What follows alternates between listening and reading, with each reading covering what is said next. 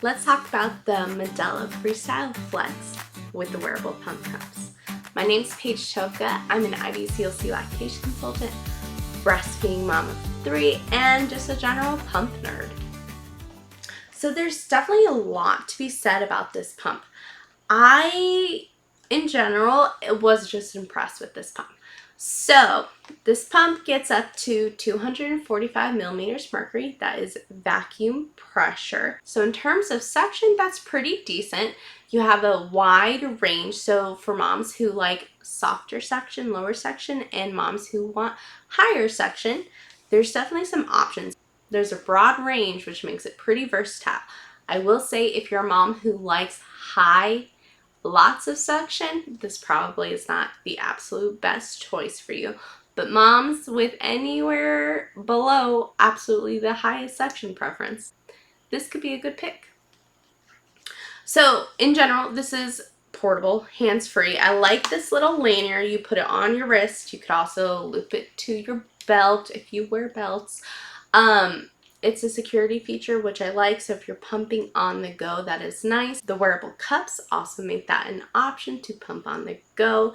It's just a small portable profile altogether. You can wear this where the tubing comes out of your shirt, or you can put this in your bra and have the tubing go underneath your bra. You can have this on your wrist. If you want complete, just hands-free mobility, you can wear a little side bag, put the pump in your side bag, and the cups in your bra, and you're completely hands-free on the go. So here's the pump cup.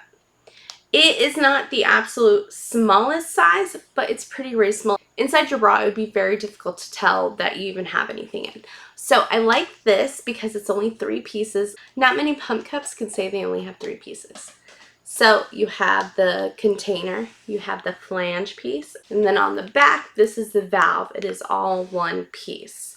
So very low maintenance. One thing to note when you are assembling this, there's this little hook right here. You want to make sure that that hook is in between the valve and it's all secure right there.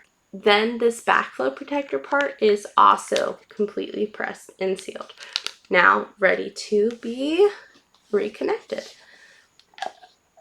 I will say this isn't the most sturdiest. This feels pretty just thin plastic, so if you drop this a few times, I'm sure you would eventually see crackings. If you don't know much about wearable pump cups, pro tip here, you never want to expose any wearable pump pieces, especially the cups, to high heat. So no boiling, no steam sanitation, no dishwasher. What happens when they are exposed to high heat is they get warped and just misshapen. So when you put them together, you're going to experience lots of leakage. So one thing to be careful of. I have not heard of too many complaints as far as leaking goes. This seems like a pretty reliable setup. There's not a silicone seal around it, which I think might be part of why we're not seeing much of a leakage. It is plastic snapping together. Now, if you were to bend over, you'll likely see some leaking, but other than that, just seems like a really good design. So fun news, you can also use this pump with the flange setup, the traditional flanges that you hold to your breast, or you can use the wearable pump cup. So it's nice to have some options there depending on what you want.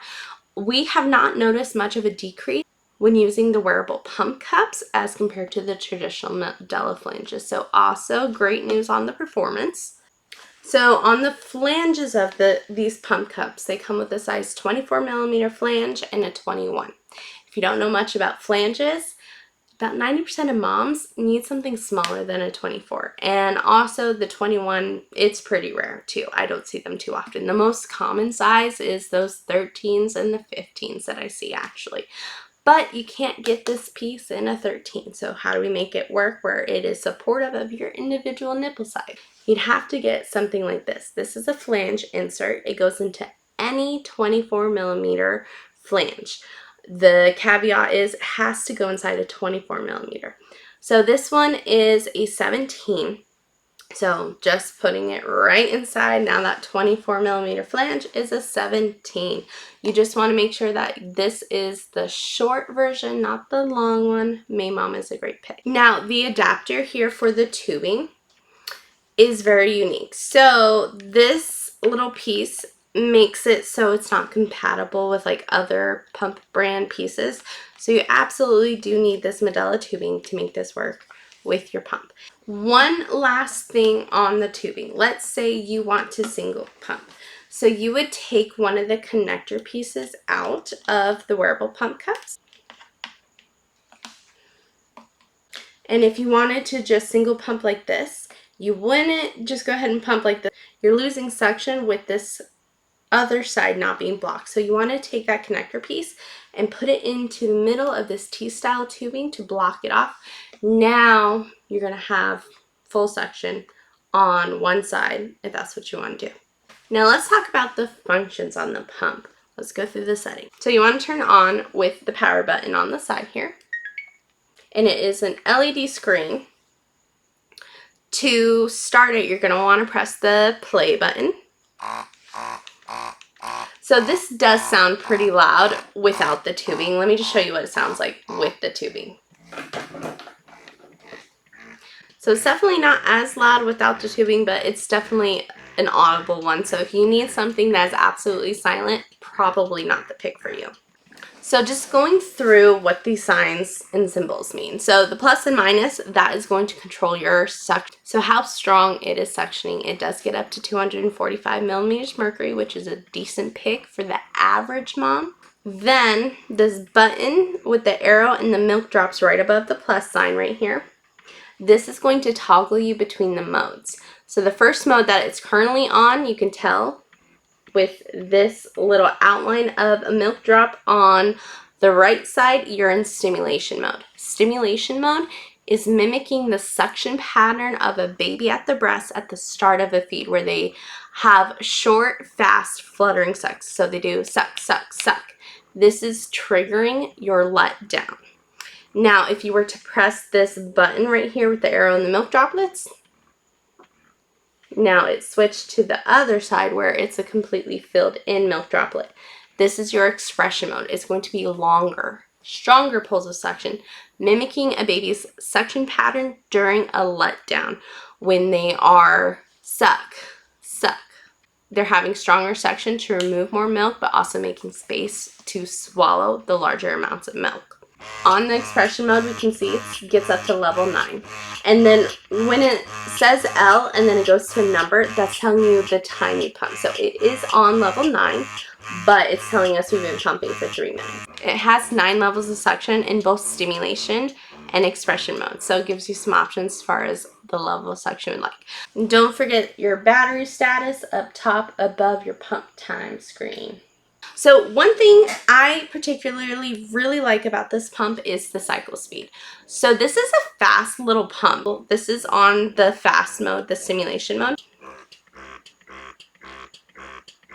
This is a fast little pump, surprisingly, which is one of the reasons why I like it so much, is because it's incredibly fast. And I'm on the side that cycle speed does matter. So cycle speed, cycles per minute, how many times the pump is actually suctioning per minute.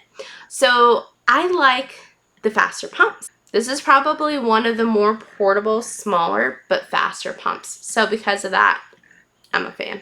Those are the settings of the pump. It's a really simple, easy to use. There's not a whole lot of control. So if you're someone who wants all the customization options, this might not be the best pick for you. But if you're looking for something portable, hands-free, discreet, simple, kind of turn it on, maybe play with the suction and forget about it, this would be a good pick for you. Now, generally, when it comes to wearables, I don't recommend them as a primary pump, because the little motors usually die out, or they just don't have enough suction to really support mom's milk supply.